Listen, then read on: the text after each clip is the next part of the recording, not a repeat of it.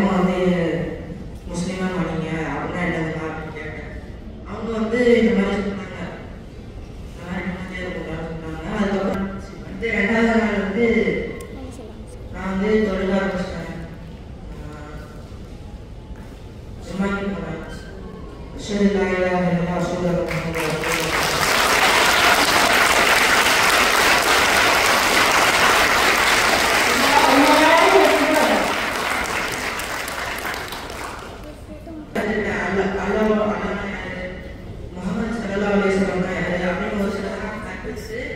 இப்ப எங்க அம்மா கூட வந்து சந்தோஷமா நிம்மதியா இருக்கேன்.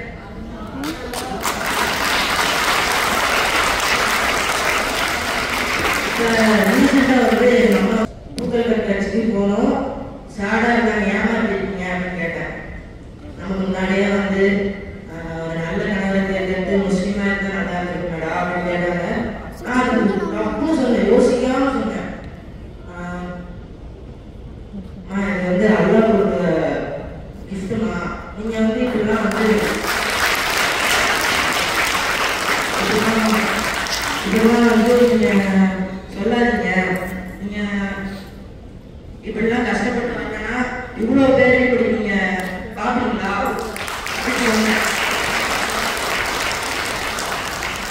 எங்க அம்மா மனசுல போய் புன்னகை சிரி தள்ளிட்டாங்க. போயிட்டே எனக்கு வந்து என்னென்னலாம் வாங்கிடுவேன் அதெல்லாம் தெரியும்.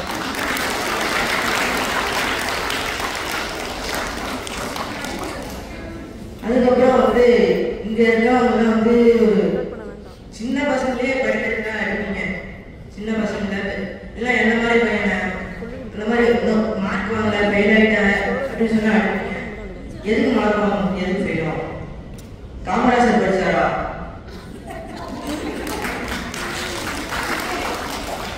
நான் வந்து முட்டை மார்க் வாங்கினேன்னா ட்ரீட்டே வைப்பாங்க. மார்க் வாங்கணும்னா நல்ல பிள்ளையா இருக்கணுமா?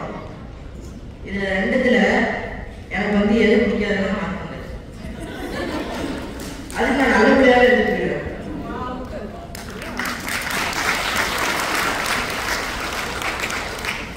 மார்க் வாங்குறது ஈஸி, ஆனா நல்ல பிள்ளையா இருக்கிறது மார்க் வாங்குறது கஷ்டம்.